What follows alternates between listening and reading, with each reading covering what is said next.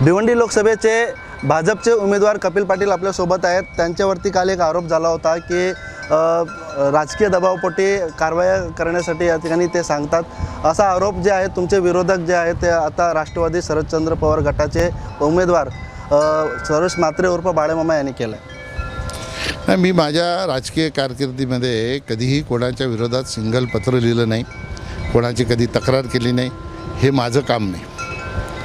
माझ्यावर जे संस्कार आहेत ते कोणाच्या पोटावर येणं हे मला संस्कार माझ्या आईवडिलांनी दिलेले नाहीत। त्याच्यामुळे जे काही कोणी आरोप केले त्या आरोपामध्ये काही तथ्य नाही। आणि आपण पत्रकार मंडळी आहात, आपण खऱ्या अर्थाने शोधून घ्या कोणी तक्रार केलेली आहे का, कशामुळे ही कारवाई झालेली आहे। बरं, ज्याने कारवाई केली MMRDला विचारा, किंवा कलेक्टरने केली असेल तर कलेक्टरला विचारलं पाहिजे। जी यंत्रणा आहे त्या यंत्रणेने कारवाई केली असेल तर त्यांच्याकडनं माहिती घेतली पाहिजे। त्यांचं असंही मत आहे का मला उमेदवारी मिळाली म्हणून त्यांच्या पायाखालची वाळू सरकलेली आहे आणि ते रागातून द्वेषातून ही अशी कारवाई करायला लावत आहेत कपिल पाटील। तुम्हाला असं वाटते का माझ्या पायाखालची वाळू सरकलेली आहे? बघा, निवडणूक लढताना समोर कोणाच्याही कोणी उमेदवार येऊ शकतो। म्हणजे संभावित उमेदवार ते होते माहीत आहे आपल्याला, आणि ते आल्यानंतर कोणाच्या पायाखालची वाळू सरकण्याचं काम काय। आणि मी महायुतीचा उमेदवार म्हणून मी ज्या कॉन्क्रीटवर उभा आहे ना, ते कॉन्क्रीट बनवण्याचं काम देशाचे प्रधानमंत्री नरेंद्र मोदींनी केलेलं आहे, अमित भाईंनी केलेलं आहे, आमचे राष्ट्रीय अध्यक्ष JP नड्डाजींनी केलेलं आहे, राज्याचे मुख्यमंत्री एकनाथ शिंदे साहेबांनी केलेलं आहे, देवेंद्र फडणवीस साहेबांनी केलेलं आहे, अजितदादांनी केलेलं आहे, आमचे प्रदेशाध्यक्ष बावनकुळे साहेबांनी केलेलं आहे, सुनील तटकरे साहेबांनी केलेलं आहे। हे असं मजबूत कॉन्क्रीट आहे की महायुतीचा उमेदवार जराही इकडे तिकडे हलू शकत नाही। एवढ्या मजबूत कॉन्क्रीटवर मी महायुतीचा उमेदवार म्हणून उभा आहे। त्याच्यामुळे ज्याला कावीळ होते ना त्याला सगळं जग पिवळं दिसते। म्हणून त्यांच्या पायाखालची वाळू सरकले असेल म्हणून त्यांना काहीतरी बोलायचं म्हणून बोलतात। ते हेही बोलतात की ज्यांचे घर काचेचे असतात त्यांनी दुसऱ्यांच्या घरावर दगड मारू नये, असं त्यांचं म्हणण्याचा अर्थ असा आहे की अनधिकृत गोदामाची सुरुवात। माझं घर काचेचं नाही, त्याच्यामुळे चिंता करण्याचं काही कारण नाही। आणि दुसरी गोष्ट सर अशी आहे की आपल्या उमेदवारीला शिवसेना शिंदे गटातून मोठ्या प्रमाणात विरोध होतोय।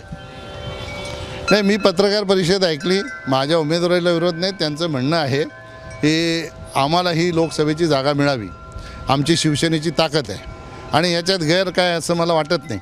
का आता शेवटी लोकशाही आहे। फक्त एवढंच आहे की उमेदवारी माझी डिक्लेअर झाली 13 मार्चला, आज आपण आहोत 6 मार्चमध्ये, म्हणजे 17 आणि 6 23 दिवस झाले। 6 एप्रिलमध्ये आज आहोत, 23 दिवस झाले। 23 दिवसानंतर त्यांनी मागणी केलेली आहे।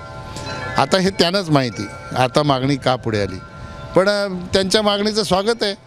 फक्त बोलताना एवढंच विचारपूर्वक बोललं पाहिजे की उद्याच्या दिवसात शिवसेनेलाही जागा गेली तर भारतीय जनता पक्षाच्या लोकांनाही काम करावं लागेल। काम करताना आपला समन्वय राहिला पाहिजे।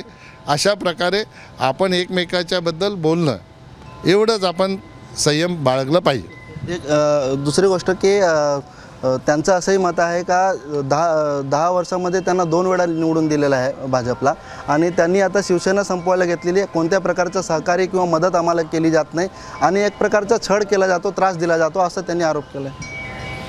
आता 10 वर्षात कधी हा प्रश्न समोर आला नाही, आताच का आला? शिवसेना संपवण्याचा प्रश्न येतो का? शिवसेना संपू शकते का?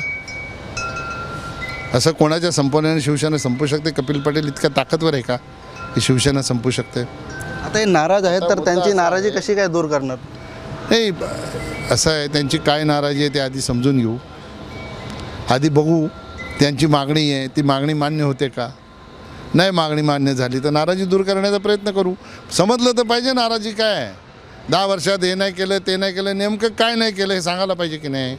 आम्हाला विश्वासात नाही घेतला असं त्यांचं म्हणणं आहे, मग कशात विश्वासात नाही घेतलं ते सांगायला पाहिजे।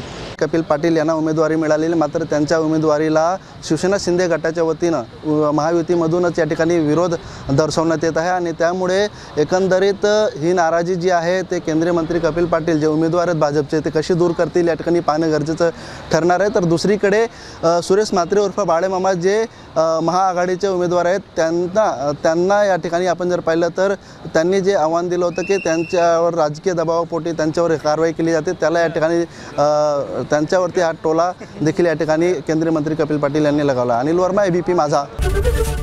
एबीपी माझा, उघडा डोळे बघा नीट.